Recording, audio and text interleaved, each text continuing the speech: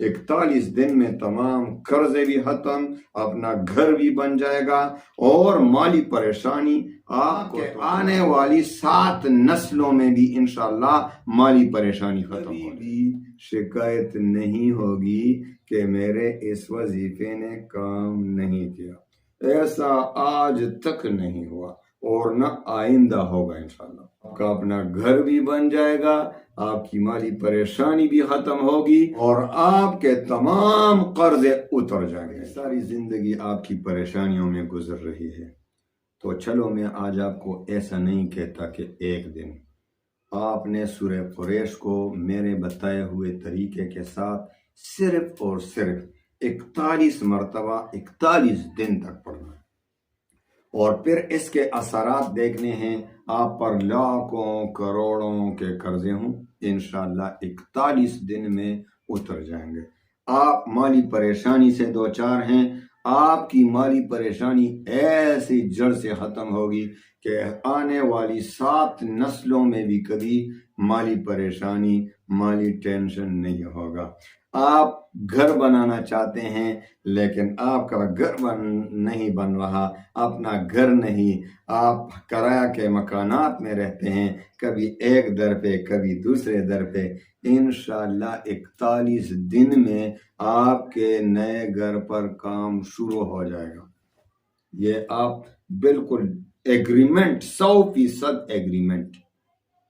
تو آئیے وظیفے کی طرف آتے ہیں۔ اجازت عام ہے، آپ کو پتہ ہے میرے وظائف کی اجازت عام ہوتی ہے۔ الحمدللہ وکفا وسلام علی عبادہ الذین اصطفیٰ، اما بعد، فاعوذ باللہ من الشیطان الرجیم، بسم اللہ الرحمن الرحیم۔ لإیلاف قریش ایلافہم رحلۃ الشتاء والصیف فلیعبدوا رب ھذا البیت الذی اطعمہم من جوع وآمنہم من خوف۔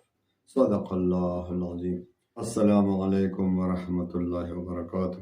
پیارے بھائیو بہنوں، آج میں آپ کو ایسا عظیم الشان زبردست وظیفہ سورہ قریش کا دے رہا ہوں کہ آپ نے صرف اور صرف 41 مرتبہ پڑھنا ہے میرے بتائے ہوئے طریقے کے ساتھ، اور 41 ہی دن تک پڑھنا ہے، ایک دن 2 دن نہیں، 41 دن تک۔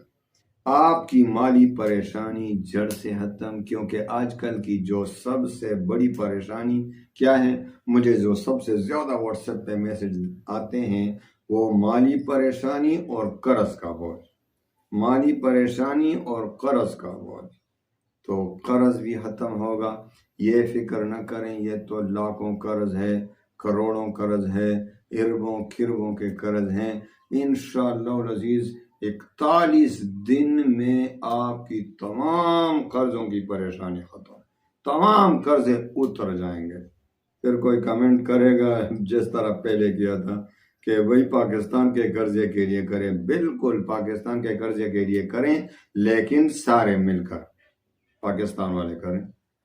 یہ تو ذاتی جو آپ کا مقصد ہوگا، جو ذاتی قرض آپ پر ہوگا، اس کے لیے آپ نے ذاتی طور پر پڑھنا ہے، لیکن جو اجتماعی قرض ہے جیسا پاکستان کے قرض ہے، تو اس کے لیے تو وہی اجتماعی پڑھنا ہے، یعنی ہر پاکستانی کو پڑھنا ہے، اور پھر ہر پاکستانی 41 دن تک پڑھے۔ 41 دن میں اگر قرض ختم نہ ہوئے پاکستان کے تو پھر میں ذمہ دار۔ یہ تو آپ کو ذاتی بتا رہا ہوں، اس کا کون ذمہ دار ہوگا کہ سارے پاکستانی پڑھیں گے؟ بھائی آپ پر جو قرضہ ہے، آپ 41 دن تک 41 مرتبہ سورہ قریش کو میرے بتائے ہوئے طریقے کے مطابق پڑھیں، اور 41 دن میں انشاءاللہ آپ کے قرض ختم، آپ کی مالی پریشانی جڑ سے ختم، آنے والی 7 نسلوں میں کبھی انشاءاللہ پریشانی مالی نہیں ہوگی، اور اسی طرح آپ کا گھر نہیں، اپنا گھر اللہ تعالیٰ آپ کو دے دے گا انشاءاللہ۔ تو آئیے وظیفے کی طرف آتے ہیں۔ اجازت تو آپ کو پتہ ہے میرے وظائف کی اجازت عام ہوتی ہے۔ ہاں، جو زندگی کے اصول ہیں جو ہر مسلمان کے لیے ضروری ہے، بھائی یہ صرف وظیفے کے شرائط نہیں، یہ مسلمان کے لیے شرائط ہیں زندگی بسر کرنے کا، کہ اللہ تعالیٰ نے ہمیں بھیج دیا ہے تو کچھ قوانین رکھے ہیں۔ تو ان میں سب سے پہلا جو ہے نماز ہے، جو نماز نہیں پڑھتا اس کا وظیفہ کون قبول کرے گا؟ کیونکہ وہ تو اللہ کو ناراض کر رہے ہیں۔ اللہ تعالیٰ قرآن عظیم میں 700 مرتبہ فرماتے ہیں کم و بیش، وَأَقِيمُوا الصَّلَاةَ وَأَقِيمُوا الصَّلَاةَ وَأَقِيمُوا الصَّلَاةَ، نماز قائم کرو، نماز قائم کرو، نماز قائم کرو۔ آپ نماز نہیں پڑھتے، وظائف کے پیچھے پڑے ہوئے، اتنے بڑے بڑے تسبیحات میں لیے پھرتے ہیں۔ کاؤنٹر کا زمانہ ہے، انگوٹھے میں کاؤنٹر دبا کے ٹکا ٹک، لیکن نماز نہیں پڑھتے۔ یہ عقل ہے تمہارا؟ تو نماز پڑھنا ہر مسلمان کے لیے ضروری ہے۔ نماز پڑھا کرو، 5 وقت، 5 وقت کی نماز پڑھنا ضروری ہے، شرط ہے، زندگی کے اصول ہیں۔ دوسرا شرط ہے رزق حلال کی طلب، کیونکہ حدیث میں آتا ہے کہ جس کے پیٹ میں حرام، جس کا لباس حرام، جس کا کھانا پینا حرام ہو، اس کی دعا کیوں کر قبول ہوگی؟ تو یہ تو حدیث ہے نا، کما قال رسول اللہ صلی اللہ علیہ وسلم، کہ جو حرام سے نہیں بچتا، حرام کھاتے ہیں، اس کی دعا قبول نہیں ہوتی۔ وہ تو بیت اللہ کے سامنے بھی گڑ گڑا رہا ہوگا، رو رہا ہوگا، دعائیں مانگ رہا ہوگا، لیکن پیٹ میں حرام پڑا ہو، اللہ نہ کرے لباس حرام ہو، کھانا پینا حرام ہو، تو اس کی دعا رد ہو جائے گی۔ تیسرا شرط ہے اللہ تعالیٰ پر یقین اور اعتماد کامل ہو، کیونکہ حدیث پاک میں آتا ہے، حدیث قدسی ہے کہ اللہ تعالیٰ فرماتے ہیں کہ میں اپنے بندے کے ساتھ اس کے ظن اور گمان کے مطابق ہی معاملہ فرماتا ہوں، یعنی جس طرح مجھ پر یقین رکھے گا، گمان رکھے گا، میں اسی کے مطابق معاملہ فرماؤں۔ تو جس کو اللہ پہ یقین ہوگا کامل کہ میرا اللہ بہت مہربان، رحیم، کریم، وہ ضرور میری دعا، میری فریاد سن لے گا، مجھ پر رحم فرمائے گا، میری دعا قبول فرمائے گا، تو اسی ظن کے مطابق اس کی دعا قبول ہو جائے گی۔ اور جس بدقسمت کو شک ہو رہا ہو، اللہ پہ شک کر رہے ہیں تو اللہ پہ شک کر رہے ہیں، جس کو اللہ پہ شک ہوگا اللہ نہ کرے تو اس بدقسمت کی دعا رد ہو جاتی ہے حدیث قدسی کے مطابق۔ چوتھا اور آخری شرط ہے وظیفے کا تلفظ ٹھیک ہو۔ بھائی پورے قرآن کو صحیح طور سے پڑھنا ہر مسلمان کے لیے لازمی ہے۔ ابھی سورہ قریش کا وظیفہ دے رہا ہوں، تو آپ سورہ قریش کو صحیح طور سے پڑھ سکتے ہیں۔ تو مجھے ایک بہن کی میسج آئی تھی کہ میرے وظیفے نے کام نہیں کیا، سورہ توبہ کے آخری 2 آیات کا وظیفہ دیا تھا، تو میں نے کہا شرائط پہ عمل کیا ہے؟ اس نے کہا جی ہاں۔ میں نے کہا چلو مجھے سناؤ ذرا واٹس ایپ پہ، یہ سورہ توبہ کی جو آخری 2 آیات ہیں مجھے سناؤ۔ تو اس نے سنا لَقَدْ جَاءَكُمْ رَسُولٌ مِّنْ أَنفُسِكُمْ۔ سارے قرآن کو پتہ نہیں اردو میں پڑھ رہا ہے کہ انگریزی میں پڑھ رہا ہے، مجھے تو سمجھ نہیں ہے، اسی طرح اسی لہجے میں پڑھ رہی تھی۔ تو آپ کا وظیفہ کیوں قبول ہوگا؟ آپ جب غلط پڑھ رہے ہیں تو الٹا پکڑ ہوگا کہ آپ نے کیوں قرآن کو غلط پڑھا۔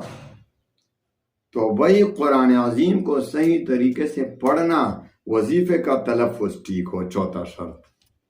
ابھی سورہ قریش کا وظیفہ دے رہا ہوں، سورہ قریش آپ مجھے پڑھ کر سنائیں واٹس ایپ پہ کہ صحیح طریقے سے پڑھ سکتے ہیں، اگر نہیں تو سیکھ لیں پھر وظیفہ شروع کریں۔ تو آئیے خیر، غصے کی پیریڈ ختم ہوئی، ابھی وظیفے کی طرف آتے ہیں۔ ان شرائط کے مطابق وظیفہ پڑھیں، انشاءاللہ آپ کو کبھی بھی شکایت نہیں ہوگی کہ میرے اس وظیفے نے کام نہیں کیا۔ ایسا آج تک نہیں ہوا اور نہ آئندہ ہوگا انشاءاللہ۔ آپ کا اپنا گھر بھی بن جائے گا، آپ کی مالی پریشانی بھی ختم ہوگی، اور آپ کے تمام قرضے اتر جائیں گے انشاءاللہ، اور وہ بھی 41 دنوں میں۔ تو آئیے وظیفے کی طرف آتے ہیں۔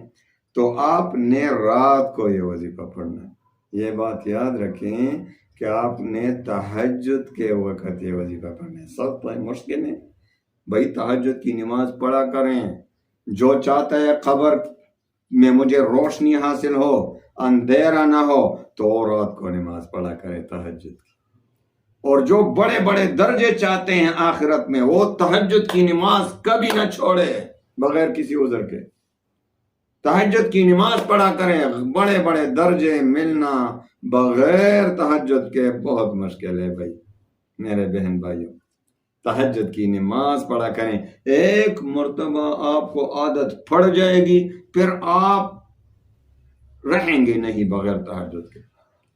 جب 41 دن تک یہ وظیفہ پڑھیں گے تو تہجد کی نماز بھی پڑھنی ہوگی. تو 41 دن میں تو انسان کو بالکل عادت پڑ جاتی ہے انشاءاللہ. پھر زندگی بھر آپ تہجد سے محبت کرنے لگیں گے. صلاۃ تہجد تو تہجد کے وقت سحری کے وقت جتنا آپ کی مرضی تہجد کی نماز پڑھیں اور آخر میں 2 رکعت صلاۃ حاجت کے پڑھیں.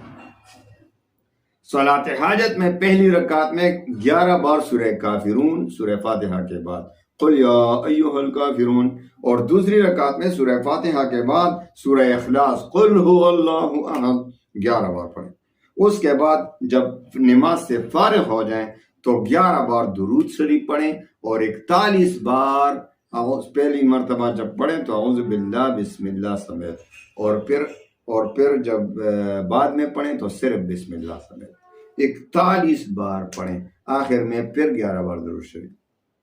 اور جب اس آیت پر پہنچیں گے الذی اطعمہم من جوع، تو اللہ سے سوچ میں دل میں دعا مانگا کرے کہ اللہ تو ہی سب کو کھلاتا ہے، مجھے بھی کھلا، میرے قرضے بھی اتار دے، مجھے اپنا گھر دے دے، میری مالی پریشانی ختم فرما دے.